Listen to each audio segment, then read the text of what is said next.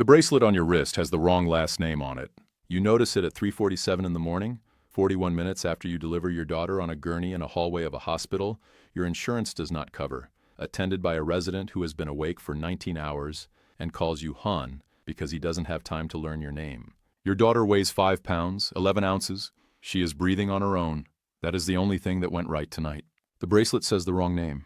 You don't have the energy to tell anyone. 8 months ago, you sat across from your OB, and she said everything looked exactly the way it should. The anatomy scan was clean. The glucose test came back normal. You had a due date, March 14th, and you put it on the refrigerator in green marker. You were 31 years old. You worked as a dental office coordinator in Phoenix. You made $52,000 a year. Employer-sponsored health insurance. Comprehensive maternity coverage. You had read that sentence. You believed it the way you believe a smoke alarm. You hoped you'd never need it, but you were glad it was there. You did everything right. You switched to the in-network OB when your first one left the practice. You pre-authorized the hospital admission. You called member services at week 12 to confirm your delivery facility. The representative told you St. Catherine's Medical Center, 4 miles from your apartment, was in-network. She gave you a reference number, 7741 PRE 0314.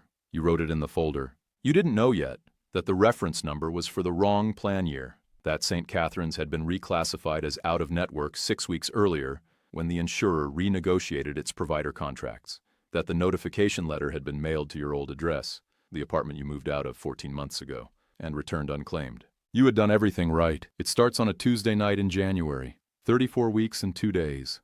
The baby has been moving less than usual, not alarmingly but differently, and your OB told you at week 20 to never ignore that. You call the after-hours triage line. The nurse says, "Come in." You drive yourself. Marcus is in Flagstaff. It's 4 miles. It's probably fine. At St. Catherine's, they put the monitors on.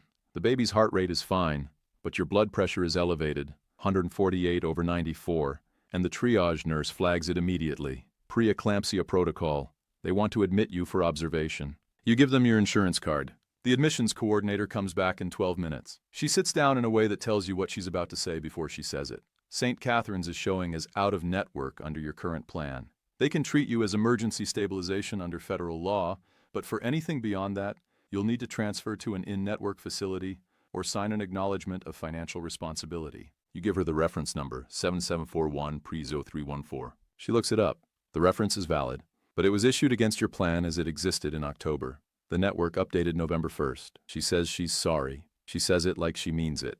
It doesn't change anything. You call member services from the triage bay at 11:47 p.m. 34 weeks pregnant, on a blood pressure monitor, on hold for 22 minutes. When someone answers, you explain. They put you on hold again. 11 more minutes. A supervisor tells you the network change was effective November 1st, and notification was sent to the address on file. You tell her the address on file is wrong. She says a change request was submitted 14 months ago, but processed against the wrong member ID. She can flag it for correction. 5 to 7 business days. You are on a blood pressure monitor. It is midnight. The case number for your complaint is CMP 011987342. You'll come back to that. The in-network hospital is Desert Valley Medical, 18 miles away. Transport will take 2 hours to arrange at this hour. Your blood pressure comes down slightly, 139/88, and the attending says you're not in immediate crisis, but you shouldn't drive. You call Marcus. He's 3 hours away. He gets in the car. The transport takes you to Desert Valley at 2:17 a.m. They admit you, monitor you overnight, and send you home at noon with instructions. Rest, twice weekly blood pressure checks, follow up with a maternal fetal medicine specialist within 48 hours. The MFM specialist your OB refers you to is at St. Catherine's, out of network. You call member services to request a single case agreement, an exception to see the specialist your own doctor ordered. On hold 31 minutes. The representative says it requires a written physician request and a 72-hour review. You ask if it can be expedited. You are 34 weeks pregnant with elevated blood pressure. She marks it urgent. Urgent takes 48 hours. You call back in 48 hours, still under review. You find an in-network MFM specialist. She is 27 miles away. Next available appointment, 11 days. The single case agreement comes back denied. The clinical reviewer determined that an in-network provider 27 miles away, available in 11 days, constitutes adequate access under your plan's network adequacy standards. You are 35 weeks pregnant, elevated blood pressure. Your OB cannot deliver your baby at Desert Valley. She doesn't have privileges there. A doctor you have never met will deliver your baby, At a hospital you have visited once, in the middle of the night. You ask your OB what to do. She pauses. She says, keep your phone charged. You didn't know yet that in 8 days the timeline would compress in a direction no one had planned for. 8 days later, 1:43 in the morning. Contractions at 35 weeks and 4 days, 7 minutes apart. Marcus is home. You have the bag, you have the folder, you have 2 case numbers and 19 calls logged to member services. You don't go to St. Catharines, you go to Desert Valley. 24 minutes. By the time you arrive, contractions are 4 minutes apart. Blood pressure in triage, 162/104. They move fast. The attending tonight is a resident you have never met. He says his name fast and the room is loud. He is 29 years old and has been awake since 7 a.m. the previous morning. He is good. You find this out later. What you know right now is that he doesn't know you. He doesn't know about the birth plan. He doesn't know you wanted delayed cord clamping or the lights dimmed. He is reading your chart for the first time while you are in active labor. Marcus is at the foot of the bed. He looks like a man trying to hold something in place with his hands while knowing his hands aren't strong enough. He keeps asking questions the nurses answer quickly. He is trying to help. There is no help available in the form he's offering. Your daughter is born at 3:06 in the morning. 5 pounds, 11 ounces. She goes to the NICU for observation. Standard at 35 weeks, precautionary. She's breathing well. You don't hold her for 4 hours. You thought the insurance denial was the worst part. It wasn't. The bills come in week 3. Desert Valley facility fee, in-network cost share, $3,200. You budgeted for that. It was in the packet. The physician group that staffs labor and delivery, not employed by the hospital, billing separately, in-network, $840. Then the NICU bill.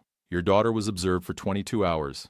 The NICU team contracts with Desert Valley, but bills independently. 3 of the 4 physicians on rotation that night are out of network. Applied to your out-of-network deductible, separate from your in-network deductible, which you have met, but the out-of-network deductible you have not, $6,100. There is a separate out-of-network deductible. This is on page 14 of the member handbook. You did not read page 14.